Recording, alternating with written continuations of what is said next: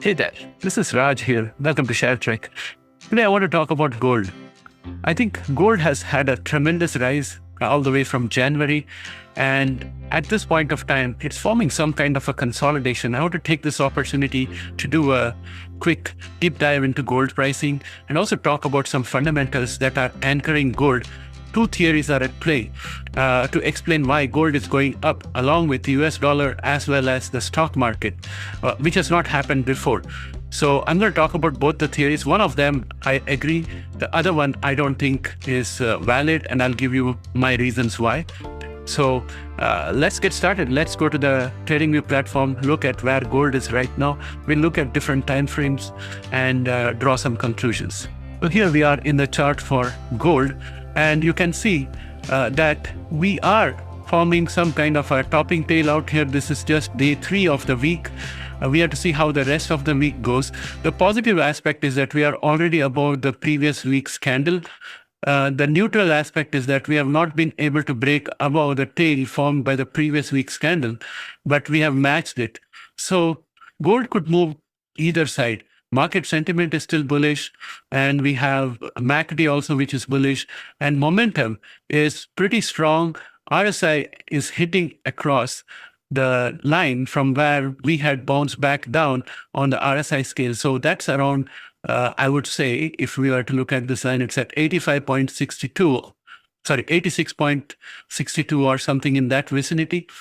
So there is bound to be some consolidation because it's going to be very difficult to go above this. But over the week, what we have to observe is what kind of a candle is formed here. Is it going to form a topping tail candle? Right now, it looks like a topping tail candle. If it forms a topping tail candle, then that will be a bearish sign. So we'll wait and watch what happens out there, failing which we have resistance today at 4,889.443. Remember, this is a weekly time frame we are looking on. Let us go to the daily time frame, recalibrate the charts, and have a look. And as you can see here, we are forming some kind of a flag out here. It will be a bull flag. So if I was to raise this out here, so this was the first bull flag, the flagpole here, the flag out here, and then it has already met its target, and now it's creating a consolidation out here, which I visualize as a flag, and it has to break out on the upside.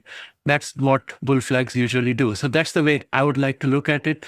And again, when you look at the daily time frame, you can see that we are further away from the resistance on the RSI scale that we had registered before at 86.83, this red line out here.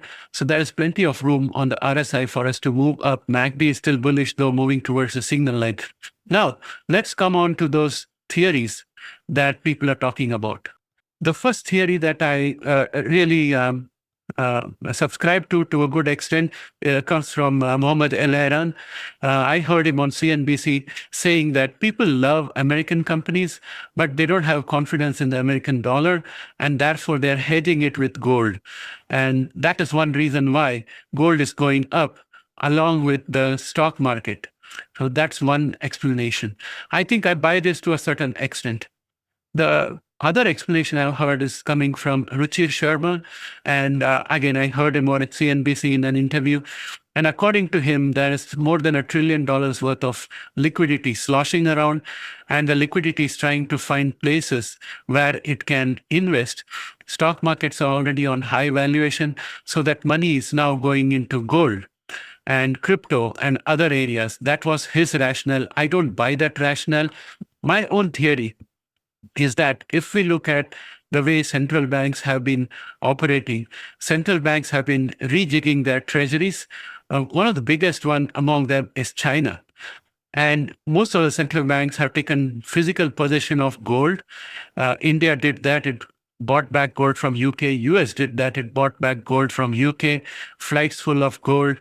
And I think one of the main activities that has happened, and we have documentary evidence for that, is that US treasuries as a percentage of central bank reserves has fallen a little below gold as a percentage of overall treasury holdings or reserve holdings of central banks.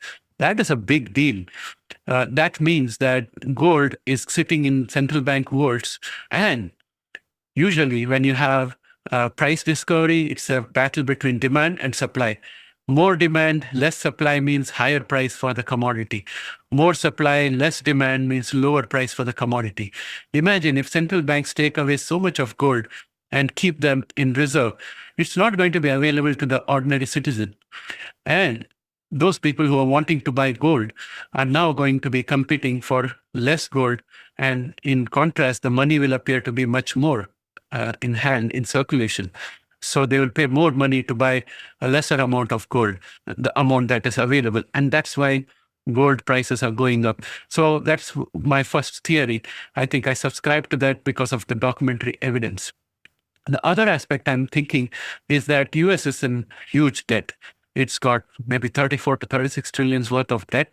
And in order to reduce debt, you need to have better tax collection. But IRS staffing has been cut, and 2 trillion worth of tax cuts have been given. And efforts to cut the expenditure are not working out very well. And we have Congress not working for almost 4 weeks now. The government is in a shutdown. And all of this shows a whole lot of dysfunction. There is a lot of protests happening everywhere. Just imagine people who invest in the reserve currency, US dollar. When they zoom back and look at this, they see 7 million people coming out to protest, no kings, and then Trump showing animated video of him wearing a crown and flying a jet plane from where he dumps poop on all the protesters. That's so juvenile. So that is one thing. The other thing is the action that DOJ is doing on various fronts. Is it doing anything to improve the safety and integrity of property rights and freedoms of the people? No, it's doing something else. The pardon of George Santos and the way the tariffs have been rolled out in a haphazard manner. All of those things put together and the huge debt. It seems like there is no real effort being done to reduce the huge debt. The attention, instead of being focused on debt, is focused elsewhere. It is scattered all over the place with no serious attempt to pay back the debt or reduce the debt. Now, in this situation, what would happen is that the Treasury may end up buying these bonds. And when the Treasury ends up buying these bonds on their maturity, it's going to print new dollars and give it to people who return those bonds. When more dollars come in, you know the drill, right? If there are too many dollars sloshing around and the same amount of goods and services, then the cost of those goods and services are going to go up because now too many dollars are available. So we are, I think we have a foregone conclusion that we are going to have a whole lot of liquidity in the future as well. So I'm thinking that I'm going to remove the rest of my shorts and just go long and probably move money into gold because I'm thinking gold is likely to go on further ahead. Of course, it won't be a straight march ahead. There'll be ups and downs, but the general trend for gold is up. So that's my spiel on gold. I would like to hear from you guys what you think. Please put that in the comment section. I'd like to hear from you. Bye for now.